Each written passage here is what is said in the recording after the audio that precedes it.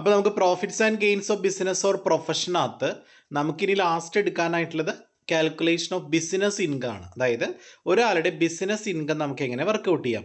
അപ്പോൾ സാധാരണഗതിയിൽ നിങ്ങൾക്കൊരു പ്രോഫിറ്റ് ആൻഡ് ലോസ് അക്കൗണ്ട് തരും. ആ കമ്പനിയുടെ അല്ലെങ്കിൽ ആ പേഴ്സൻ്റെ ഒരു പ്രോഫിറ്റ് ആൻഡ് ലോസ് അക്കൗണ്ട് നിങ്ങൾക്ക് തരും. അപ്പോൾ നിങ്ങൾ ആദ്യം എന്തെടുത്ത് എഴുതണം? ആ പ്രോഫിറ്റ് ആൻഡ് ലോസ് അക്കൗണ്ടിൽ നിന്ന് ആദ്യം എന്തെടുത്ത് എഴുതണം?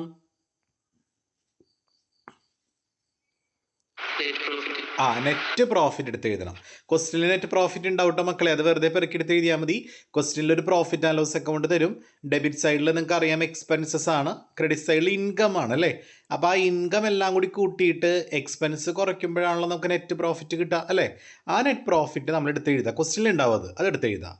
അപ്പോൾ ഈ ശരിക്കും പറഞ്ഞാൽ ആ പ്രോഫിറ്റ് ആൻഡ് ലോസ് അക്കൗണ്ട് എന്ന് പറഞ്ഞാൽ ആ പർട്ടിക്കുലർ പേഴ്സൻ്റെ പ്രോഫിറ്റ് ആൻഡ് ലോസ് അക്കൗണ്ട്, ആ പേഴ്സൻ്റെ പ്രോഫിറ്റ് ആൻഡ് ലോസ് അക്കൗണ്ടാണ്. അപ്പോൾ ആ പ്രോഫിറ്റ് ആൻഡ് ലോസ് അക്കൗണ്ടിനകത്ത് അയാളുടെ ബിസിനസ്സുമായി ബന്ധപ്പെട്ട എക്സ്പെൻസ് ഉണ്ടാവും, ബിസിനസ്സുമായി ബന്ധപ്പെടാത്ത എക്സ്പെൻസ് ഉണ്ടാവും. അതുപോലെ ബിസിനസ്സുമായി ബന്ധപ്പെട്ട ഇൻകം ഉണ്ടാവും, ബിസിനസ്സുമായി ബന്ധപ്പെടാത്ത ഇൻകം ഉണ്ടാവും. ശരിയല്ലേ? ആ പർട്ടിക്കുലർ വ്യക്തിയുടെ പ്രോഫിറ്റ് ആൻഡ് ലോസ് അക്കൗണ്ടാണ്. ക്ലിയർ ആയോ? കത്തിയോ? അതായത് ആ വ്യക്തിയുടെ പ്രോഫിറ്റ് ആൻഡ് ലോസ് അക്കൗണ്ട് ആയിരിക്കും നമുക്ക് തന്നിട്ടുണ്ടാവുക. അപ്പോൾ അത് ക്രെഡിറ്റ് സൈഡിൽ ഇൻകം ആണെന്ന് നിങ്ങൾക്ക് അറിയാലോ.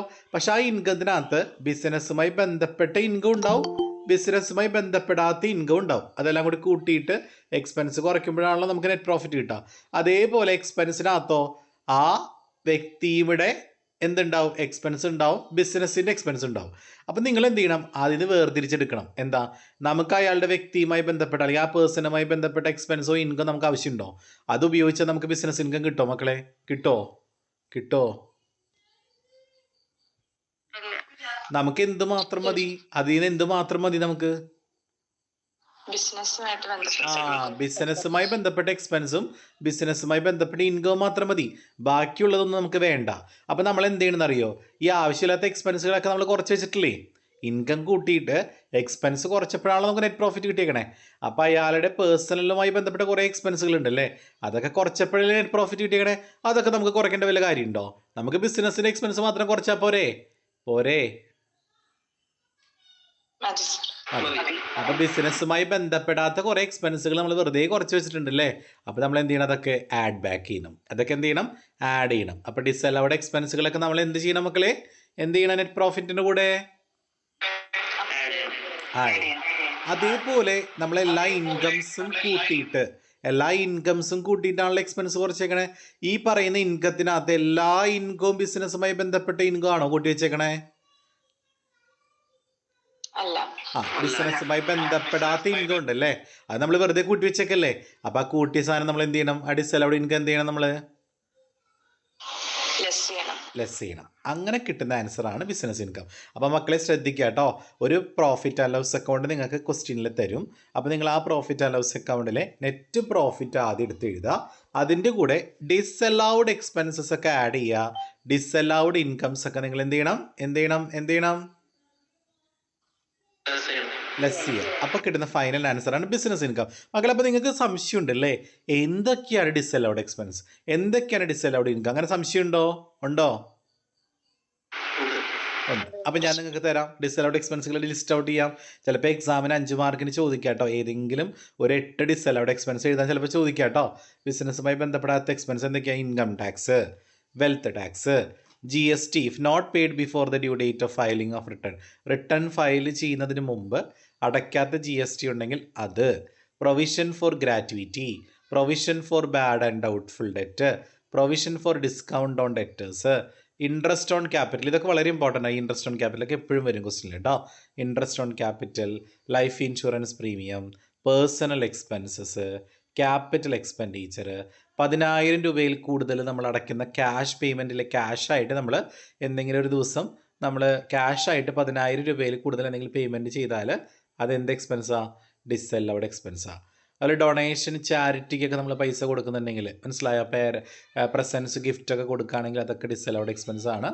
ഇൻകം ടാക്സ് നമ്മൾ ഇൻട്രസ്റ്റ് വരില്ല ഇൻകം ടാക്സിന്, അപ്പോൾ അത് interest on loan for payment of income tax, contribution to political പാർട്ടീസിനൊക്കെ നമ്മൾ കൊടുക്കുന്ന വല്ല കോൺട്രിബ്യൂഷൻ ഉണ്ടെങ്കിൽ, അഡ്വർടൈസ്മെൻറ്റ്, അതായത് പൊളിറ്റിക്കൽ പാർട്ടിക്ക് നമ്മൾ അഡ്വർടൈസ്മെൻറ്റ് കൊടുക്കുക, അതുണ്ടെങ്കിൽ അത്, ഡിവിഡൻഡ് പെയ്ഡ്, കൂടുതൽ വന്നിട്ടുള്ള എക്സസ് ഡിപ്രീസിയേഷൻ, അസറ്റ് വിറ്റപ്പോൾ കിട്ടിയ നഷ്ടം, ഇതെല്ലാം ഡിസല്ലൗഡ് എക്സ്പെൻസസ് ആണ്. അപ്പോൾ ഏതെങ്കിലും ഒരു 8 ഡിസല്ലൗഡ് എക്സ്പെൻസ് പറഞ്ഞേ നിങ്ങൾ ആരെങ്കിലും ഒരാൾ.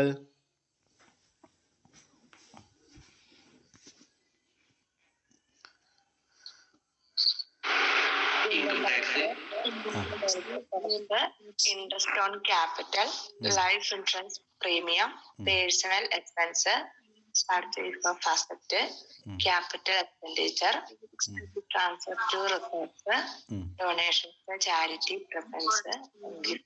ഓക്കെ വെരി ഗുഡ് മക്കൾ. ഇതിൽ ടിക്കറ്റ് ഇട്ടേക്കുന്നത് വളരെ ഇമ്പോർട്ടൻ്റ് ആണ് കേട്ടോ. ടിക്കറ്റ് ഒക്കെ നന്നായിട്ട് നോക്കുക കേട്ടോ. Interest on capital, life insurance premium, provision എന്ന് പറഞ്ഞാൽ നമുക്ക് ഓൾറെഡി നമ്മളത് +1 പഠിക്കുന്നതാണ്. പ്രൊവിഷൻ എന്ന് പറഞ്ഞാൽ നമ്മൾ ഫ്യൂച്ചറിലേക്ക് വേണ്ടി മാറ്റി വയ്ക്കുന്ന പൈസയാണ് പ്രൊവിഷൻ. റിസർവ് പോലെ ഒരു പർട്ടിക്കുലർ പർപ്പസിന് വേണ്ടി മാറ്റി വയ്ക്കില്ലേ, പ്രോഫിറ്റിൽ നിന്ന്, ഒരു കമ്പനിയുടെ ലാഭത്തിൽ നിന്നും ഭാവിയിലേക്ക് വേണ്ടി മാറ്റി വയ്ക്കുന്ന പൈസയാണ് പ്രൊവിഷൻ കേട്ടോ. പിന്നെ ക്ലിയർ ആയോ? ഓക്കെ അപ്പോൾ നിങ്ങൾക്ക് ഡിസലൗഡ് എക്സ്പെൻസുകളെല്ലാം കിട്ടിയ ഒരു ഐഡിയ കിട്ടി. കാണുമ്പോൾ നിങ്ങൾക്ക് മനസ്സിലാക്കാൻ പറ്റില്ലേ അത് ഡിസലൗഡ് എക്സ്പെൻസ് ആണോ എന്നുള്ളത്? മനസ്സിലാക്കാൻ പറ്റില്ലേ? ഈ ഡിസലൗഡ് എക്സ്പെൻസ് ഒക്കെ നമ്മൾ ഐഡന്റിഫൈ ചെയ്തിട്ട് എന്ത് ചെയ്യണമെന്ന് പറഞ്ഞേ? നെറ്റ് പ്രോഫിറ്റിൻ്റെ കൂടെ എന്ത് ചെയ്യണം? ഇനി നമുക്ക് ഡിസലൗഡ് ഇൻകം നോക്കാം. അത് ആകെ കുറച്ചേ ഉള്ളൂ, ഒരു 9 തന്നെ ഉള്ളൂ കേട്ടോ. അത് പഠിക്കാത്ര വലിയ ബുദ്ധിമുട്ടൊന്നുമില്ല. ഇൻട്രസ്റ്റ് ഓൺ സെക്യൂരിറ്റി, അല്ലെങ്കിൽ ഇൻട്രസ്റ്റ് ഓൺ ഡിബഞ്ചർ, അല്ലെങ്കിൽ interest on bank, dividend, rent from house property, നമുക്ക് വീടുണ്ട്, വീട് വാടകയ്ക്ക് കൊടുത്തിട്ട് അതിൽ നിന്ന് കിട്ടുന്ന വാടക, അതുപോലെ അസറ്റ് വിറ്റ് കിട്ടുന്ന പ്രോഫിറ്റ്, ഇൻകം ടാക്സ് റീഫണ്ട് കിട്ടുക, കൂടുതൽ ടാക്സ് അടച്ചിട്ട് നമുക്ക് പൈസ തിരിച്ചു കിട്ടില്ല അത്, റിലേറ്റീവ്സിൻ്റെ കയ്യിൽ നിന്ന് കിട്ടുന്ന ഗിഫ്റ്റ്, അത് ഏതെങ്കിലും ഒരു capital receipt, agricultural income, bad debt, അതായത് നമ്മൾ കിട്ടില്ല എന്ന് പറഞ്ഞാൽ കിട്ടാക്കടമില്ലേ, അത് നമുക്ക് കിട്ടില്ല എന്ന് വിചാരിച്ചിരുന്ന കടം നമുക്ക് തിരിച്ച് കിട്ടി, ബാഡപ്റ്റ് റിക്കവേർഡ്. പക്ഷേ if bad debt were not allowed earlier, മുൻപ് നമ്മൾ അലൗ ചെയ്യാത്ത ബാഡപ്റ്റ് ആണെങ്കിൽ അത് ഡിസലൗഡ് ഇൻകം ഉള്ളത് പ്രത്യേകം ക്വസ്റ്റിനിൽ പറയും കേട്ടോ. ബാഡപ്റ്റ് റിക്കവേർഡ് മാത്രം തന്നെ എടുക്കരുത്, അത് പ്രത്യേകം എങ്ങനെ പറയണം ക്വസ്റ്റ്യനിൽ? ബാഡപ്റ്റ്സ് വേർ നോട്ട് അലൗഡ് ഏർലിയർ, മുൻപ് അലൗ ചെയ്യാത്ത ഒരു എക്സ്പെൻസ് ആയിരുന്നു, അത് നമുക്ക് ഇപ്പോൾ റിക്കവർ ചെയ്യാൻ പറ്റി എന്ന് പറഞ്ഞാലേ അത് ഡിസലൗഡ് ഇൻകം ആവുള്ളൂ കേട്ടോ. അപ്പോൾ ഈ ഡിസലൗഡ് ഇൻകംസ് ഒക്കെ എന്താ ചെയ്യേണ്ടത് മക്കളെ? എന്താ ചെയ്യേണ്ടത്? ആഡ് ആണോ ലെസ് ആണോ ചെയ്യേണ്ടത്? ഇനി ഞാൻ നിങ്ങൾക്കൊരു പ്രോബ്ലം കാണിച്ചു തരാം, അപ്പോഴേ നിങ്ങൾക്ക് ക്ലിയർ ആവുള്ളൂ. യെസ്, നോക്കി ക്വസ്റ്റ്യൻ നോക്കി. Following is the profit and loss account of a trader for the year ended 31 March 2023. താഴെ കൊടുത്തിട്ടുള്ളത് ഒരു ട്രേഡറുടെ പ്രോഫിറ്റ് ആൻഡ് ലോസ് അക്കൗണ്ട് ആണ്. ഡെബിറ്റ് സൈഡിൽ സാലറി ഉണ്ട്, ഇൻകം ടാക്സ് ഉണ്ട്, ലൈഫ് ഇൻഷുറൻസ് പ്രീമിയം ഉണ്ട്, ഓഫീസ് എക്സ്പെൻസസ് ഉണ്ട്, ഓഡിറ്റ് ഫീസ് ഉണ്ട്, ഡൊണേഷൻ ഉണ്ട്, ബാഡപ്റ്റ് ഉണ്ട്, പ്രൊവിഷൻ ഫോർ ഡൗട്ട്ഫുൾ ഡെപ്റ്റ് ഉണ്ട്, റെൻ്റ് ഉണ്ട്, depreciation, general expenses. Credit side പറയും ഇൻകം സൈഡല്ലേ ക്രെഡിറ്റ് അല്ലേ? ഇപ്പോൾ ബാങ്കിൽ നിന്ന് കിട്ടിയ interest, dividend, profit on sale of land വിറ്റ് കിട്ടിയ ലാഭം, ബാഡപ്റ്റ് റിക്കവേർഡ്. യെസ്, അഡ്ജസ്റ്റ്മെൻറ്റ് പറയുന്നുണ്ട്. Bad debt recovered is on bad debt allowed earlier. ഈ ബാഡപ്റ്റ് റിക്കവേർഡ് എന്ന് പറഞ്ഞാൽ മുൻപ് നമ്മൾ അലൗ ചെയ്തിട്ടുള്ള ഒരു എക്സ്പെൻസ് ആണെന്ന്. നമുക്ക് വേറെ നോട്ട് അലൗഡ് ഏർലിയർ ആണെങ്കിലല്ലേ എടുക്കാൻ പറ്റുള്ളൂ അല്ലേ? മുൻപേ അലൗ ചെയ്യാത്ത എക്സ്പെൻസ് ആണെങ്കിൽ നമുക്ക് എന്തെടുക്കാൻ പറ്റുള്ളൂ? അതൊരു ഇൻകം എടുക്കാൻ പറ്റില്ല. നോട്ട് അലൗഡ് ഏർലിയർ ആണോ? ഇവിടെ നോട്ട് അലൗഡ് ഏർലിയർ ആണോ? അല്ല, ബാഡപ്സ് അലൗഡ് ഏർലിയർ, അപ്പോൾ അത് എടുക്കരുത് കേട്ടോ.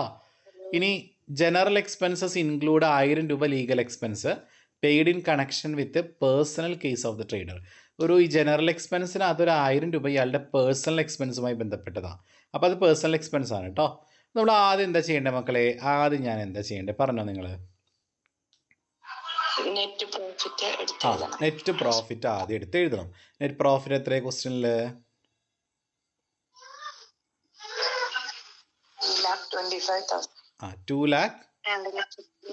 3,25,000 അല്ല, അത് ഗ്രോസ് പ്രോഫിറ്റാ. ഈ profit and loss account balance ചെയ്ത് കിട്ടുന്ന നെറ്റ് പ്രോഫിറ്റ് കണ്ടോ? 2,50,900 കേട്ടോ. 2,50,900 അതാണ് ആദ്യം എടുത്ത് എഴുതുന്നത്. 2,50,900. ക്ലിയർ ആയോ? അപ്പോൾ net profit as per profit and loss account എന്ന് പറഞ്ഞിട്ട് നമ്മൾ എന്ത് ചെയ്യണം? ആ 2,50,900 എടുത്ത് എഴുതാം. ക്ലിയർ? സെറ്റല്ലേ? ഇനി നമുക്ക് ഡിസലൗഡ് എക്സ്പെൻസുകൾ നോക്കാം. അതൊക്കെ നമ്മൾ ഐഡന്റിഫൈ ചെയ്തിട്ട് എന്ത് ചെയ്യണം? ആഡ് ചെയ്യണം അല്ലേ? അപ്പോൾ ഡിസലൗഡ് എക്സ്പെൻസുകൾ ഏതൊക്കെയാണ് നമുക്ക് നോക്കിയാലോ? റെഡിയാണോ എല്ലാവരും ഡിസലൗഡ് എക്സ്പെൻസ് നോക്കാൻ? സാലറി ഡിസലൗഡ് എക്സ്പെൻസ് ആണോ? സാലറി ഡിസലൗഡ് എക്സ്പെൻസ് നിങ്ങൾ കണ്ടായിരുന്നോ? ഇൻകം ടാക്സോ? Disallowed expense. Life insurance premium ഒന്ന് മ്യൂട്ട് ചെയ്യണം, അവിടെ എക്കോ വരുന്നുണ്ട് ആരുടെ. ഓഫീസ് എക്സ്പെൻസോ?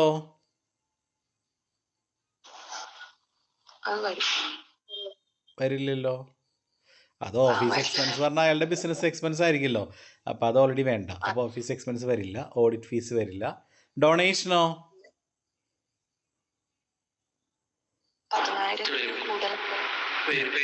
ഡൊണേഷൻ ഡിസലൗഡ് എക്സ്പെൻസ് അല്ലേ? നോക്കിയേ നിങ്ങൾ. ഡൊണേഷൻ ചാരിറ്റി ഇതൊക്കെ ഇതാണ്. 10,000 ക്യാഷ് ആയിട്ട് അടയ്ക്കുന്നതാണ് കേട്ടോ മോളെ. 10,000 ക്യാഷ് പേയ്മെൻറ്റ് വന്നാലാണ് അത് ഡിസലൗഡ്. അപ്പോൾ ഡൊണേഷൻ വരും. ബാഡ് ഡെപ്റ്റ് വരില്ല. പ്രൊവിഷൻ ഫോർ ഡൗട്ട്ഫുൾ ഡെപ്റ്റോ വരില്ലേ? ഫസ്റ്റ് തന്നെ കിടക്കുന്നില്ലേ provision for doubtful debt? Provision for doubtful debt വരില്ലേ? Yes, provision for doubtful debt ഒരു ഡിസലൗഡ് എക്സ്പെൻസ് ആണ്. റെൻറ്റ് വരില്ല, ഡിപ്രീസിയേഷൻ വരില്ല. ജനറൽ എക്സ്പെൻസിന് അതൊരു 1000 രൂപയുടെ പേഴ്സണൽ എക്സ്പെൻസാണ്. പേഴ്സണൽ എക്സ്പെൻസ് ഒരു ഡിസലൗഡ് എക്സ്പെൻസ് അല്ലേ? നോക്കി, പേഴ്സണൽ എക്സ്പെൻസ് കണ്ടോ? ഡിസലൗഡ് എക്സ്പെൻസ് ആണ്. അപ്പോൾ 1000 രൂപ നമ്മൾ എടുത്തിട്ട് അതും എന്ത് ചെയ്യണം? ആഡ് ചെയ്യണം. അപ്പോൾ എന്തൊക്കെയാണ് നമുക്ക് എടുത്ത് എഴുതാം? നമ്മൾ പറഞ്ഞ ഇൻകം ടാക്സ് ഉണ്ട്, life insurance premium, donation, provision, legal expense, അതായത് പേഴ്സണൽ എക്സ്പെൻസ്. അപ്പോൾ അതെല്ലാം കൂടി കൂട്ടുമ്പോൾ നമുക്ക് 38,000 കിട്ടും. അപ്പോൾ നമുക്ക് നേരത്തെ നമുക്ക് കിട്ടിയ നെറ്റ് പ്രോഫിറ്റിൽ 2,50,900, അതിൻ്റെ കൂടെ ഈ 38,000 കൂട്ടുക. അപ്പോൾ 2,88,900. അതുവരെ എല്ലാവർക്കും ക്ലിയർ ആണോ? എസ് എ ക്വസ്റ്റ്യൻ ആണ് കേട്ടത്, 10 മാർക്കിൻ്റെ. അതിന് നമുക്ക് ഡിസലൗഡ് ഇൻകം നോക്കാം. ഡിസലൗഡ് ഇൻകം പറഞ്ഞേക്കാം. ഡിസൈഡ് ചെയ്യുന്നല്ല എടുക്കേണ്ട. ഡിസലൗഡ് ഇൻകം പറഞ്ഞോ? ഇൻട്രസ്റ്റ് ഫ്രം ബാങ്ക് ഇൻകം അല്ലേ? ഫസ്റ്റ് തന്നെ കിടക്കുന്ന സാധനം ഇത് നോക്കിയേ. Interest on security, interest on debenture, interest on bank അല്ലേ? അപ്പോൾ ഇൻട്രസ്റ്റ് ഓൺ ബാങ്ക് വരില്ലേ ഡിസലൗഡ് ഇൻകം അല്ലേ? ഡിവിഡൻഡോ? ഡിവിഡൻഡോ? ഡിവിഡൻഡ് ഉണ്ട്. അപ്പോൾ അതെടുക്കണം. Profit on sale of asset വരുമല്ലോ. Profit from sale of asset. Asset വിറ്റിട്ട് കിട്ടുന്ന ലാഭം കിട്ടുകയാണെങ്കിൽ അത്. അപ്പോൾ ഇവിടെ അസറ്റ് ലാൻഡാണ്. ലാൻഡ് വിറ്റ് കിട്ടപ്പോൾ പ്രോഫിറ്റ് വരില്ലേ? ഇനി ബാഡ് ഡെപ്റ്റ് റിക്കവേർഡ് വരുമോ? ബാഡ് ഡെപ്റ്റ് റിക്കവേർഡ് വരുമോ?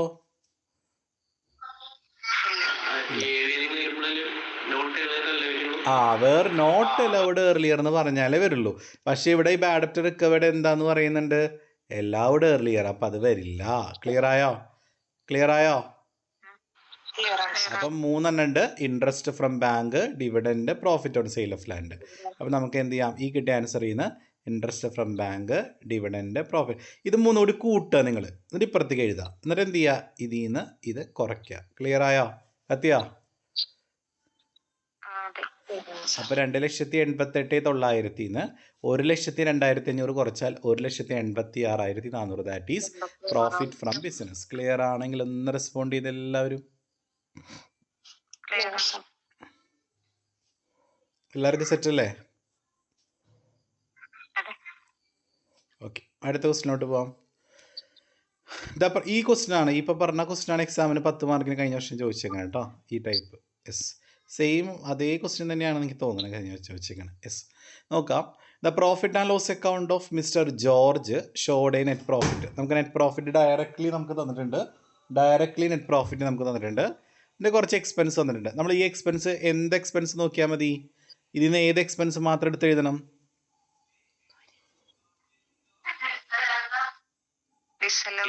ഡിസലൗഡ് എക്സ്പെൻസുകൾ ഏതൊക്കെയാണ് തിരിച്ചറിഞ്ഞിട്ട് അത് ആഡ് ചെയ്യണം. ഈ sale tax paid before the due date, ഈ സെയിൽ ടാക്സിന്റെ വേറൊരു പേര് അറിയാമോ ആർക്കെങ്കിലും?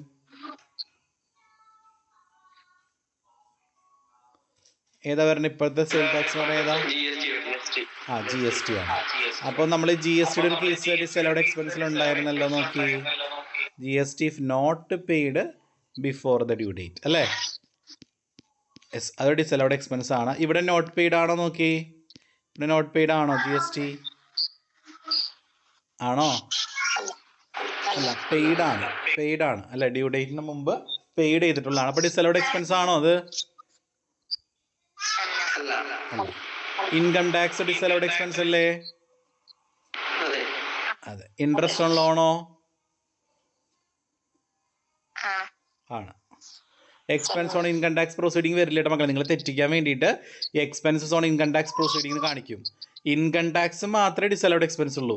ഇൻകം ടാക്സിന് വേണ്ടി നമ്മൾ അടയ്ക്കുന്ന എക്സ്പെൻസ് ഡിസലൗഡ് എക്സ്പെൻസ് ആണോ?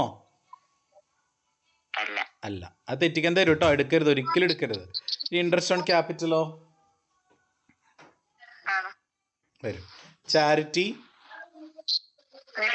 വരും. സാലറി വരില്ല, റെന്റ് വരില്ല. അപ്പം എത്ര എണ്ണം? ഒരു 4 എണ്ണം അല്ലേ? അപ്പോൾ 1,43,700 കൂടെ നമ്മൾ എന്ത് ചെയ്യണം? ആ 4 ആഡ് ചെയ്യും. Income tax 13,000, interest on loan 1000, interest on capital 12,600, charity 200. അത് നമ്മൾ അവിടെ കൂട്ടുക. ഡിസലൗഡ് എക്സ്പെൻസ് കൂട്ടല്ലേ ചെയ്യുക. ഡിസലൗഡ് ഇൻകം ഇല്ല കേട്ടോ. അപ്പോൾ അത് കൂട്ടുമ്പോൾ നമുക്ക് ആൻസർ എത്ര കിട്ടും? 26,800. അത് ഈ എമൗണ്ടിൻ്റെ കൂടെ എന്ത് ചെയ്യുക? കൂട്ടുക. ഡിസലൗഡ് എക്സ്പെൻസ് അല്ലേ? നമുക്ക് 1,70,70,500. ക്ലിയർ ആണെങ്കിൽ ഒന്ന് റെസ്പോണ്ട് ചെയ്തേ. അടുത്ത question. The profit and loss account of mister Sulaiman showed a net profit of ₹2,87,700. Net profit വന്നിട്ടുണ്ട്. Debit credit. ഡെബിറ്റ് എന്ന് പറഞ്ഞാൽ എന്താ? എക്സ്പെൻസ് ആണ്, അറിയാലോ. ക്രെഡിറ്റ് സൈഡിൽ നമുക്ക് ഇൻകാണ് തരാറ്. ഇത് ഇൻകാണ്. യെസ്. നമ്മളിതൊരു ഡിസലൗഡ് എക്സ്പെൻസ് ചെയ്തേക്കാൻ നിങ്ങൾ പറഞ്ഞോ? ഇൻകം ടാക്സ് ഡിസലൗഡ് എക്സ്പെൻസ് ആണോ? പറഞ്ഞോ, നിങ്ങൾ തന്നെ പറഞ്ഞോ. ഇൻകം ടാക്സിന് വരുന്ന എക്സ്പെൻസസോ? വരില്ല. സെയിൽ ടാക്സോ GST അത് നോട്ട് പെയ്ഡ് അല്ലേ വരുള്ളൂ? അത് വരില്ല. Interest for delay on payment of sale tax interest അല്ലേ? വരില്ലല്ലോ. അഡ്വർടൈസ്മെന്റിന്റെ souvenir of a political party. Political പാർട്ടിക്ക് കൊടുക്കുന്ന അഡ്വർടൈസ്മെന്റ് വരുമോ? വരും. അടുത്തത് പറഞ്ഞ മക്കളെ, payment of audit fees in cash വരുമോ? 10,000 രൂപയിൽ കൂടുതൽ നമ്മൾ ക്യാഷ് പേയ്മെന്റ് നടത്തിയിട്ടുണ്ടെങ്കിൽ അത് ഡിസലൗഡ് എക്സ്പെൻസാ. ആ ഫുൾ എമൗണ്ട് ഡിസലൗഡ് എക്സ്പെൻസ് ആണ് കേട്ടോ. കുറച്ചിട്ട് എഴുതരുത്. 10,000 രൂപയിൽ കൂടുതൽ നമ്മൾ ക്യാഷ് ആയിട്ട് വല്ല പേയ്മെന്റ് നടത്തിയാൽ അത് ഫുൾ എമൗണ്ട് എന്താണ്? ഡിസലൗഡ് എക്സ്പെൻസ് ആണ്. ക്ലിയർ ആയോ? കത്തിയോ? ആ പറയാം. ഏതാ ലാസ്റ്റത്തെ മാത്രം പറഞ്ഞാൽ മതിയോ മോളെ? ആദ്യം തൊട്ട് പറയണോ? അതായത് payment of audit fees in cash ആണ്. അതായത് ഓഡിറ്റ് ഫീസ് നമ്മൾ ക്യാഷ് ആയിട്ട് അടച്ചു. ക്യാഷ് ആയിട്ട് നമ്മൾ എന്ത് എക്സ്പെൻസ് പേയ്മെന്റ് നടത്തിയാലും 10,000 രൂപയിൽ പേയ്മെന്റ് ചെയ്യുകയാണെങ്കിൽ അത് ഡിസലൗഡ് എക്സ്പെൻസ് ആണ്. അപ്പോൾ ഇവിടെ ക്യാഷ് ആയിട്ട് കൊടുത്ത ഓഡിറ്റ് ഫീസ് എത്ര രൂപയാണ് മോളെ? 22,000. അപ്പോൾ ക്യാഷ് പേയ്മെന്റ് ആണ്. എക്സീഡിങ് 10,000 അല്ലേ? അപ്പോൾ ഡിസലൗഡ് എക്സ്പെൻസ് അല്ലേടാ? ആ. അപ്പോൾ 12,000 അല്ല എടുക്കണ്ടേ കേട്ടോ. 10,000 മേളിൽ വന്നാൽ ഫുൾ എമൗണ്ട് എടുക്കണം കേട്ടോ. അപ്പോൾ 2,76,800 3 ഐറ്റംസ് ആണ് ഡിസലൗഡ് എക്സ്പെൻസ്. ഏതൊക്കെയാണ്? ഒന്ന് income tax, advertisement, payment in cash 22,000. എല്ലാം കൂട്ടുക 54,000 കിട്ടും. 2,76,800 അത് കൂട്ടുമ്പോൾ 3,30,800. യെസ്. ഇനി നമുക്ക് ഇൻകം നോക്കാം. Interest on debenture disallowed income അല്ലേ? ഇൻട്രസ്റ്റ് ഓൺ ഡിബെഞ്ചർ ആണല്ലോ. അടുത്ത് നോക്കി. ബാഡ് ഡെപ്റ്റ് recovered 18,000. Of its only 8,000 was allowed as earlier. കണ്ടോ? ഈ 18,000 രൂപയിൽ 8,000 രൂപ വാസ് അലൗഡ് ഏർലിയർ ആണ്. എന്ത് അലൗഡ് ഏർലിയർ എന്ന് പറഞ്ഞാൽ മുമ്പ് അലൗ ചെയ്തതാണ്. അപ്പോൾ 18,000 8,000 അലൗഡ് ആണ്. അലൗഡ് നമ്മൾ എടുക്കുമോ? വേറെ നോട്ട് അലൗഡ് അല്ലേ എടുക്കുള്ളൂ. അപ്പോൾ 18,000 8,000 അലൗഡ് ആണെങ്കിൽ ബാക്കി എത്രയുണ്ട് നോട്ട് അലൗഡ്? അപ്പോൾ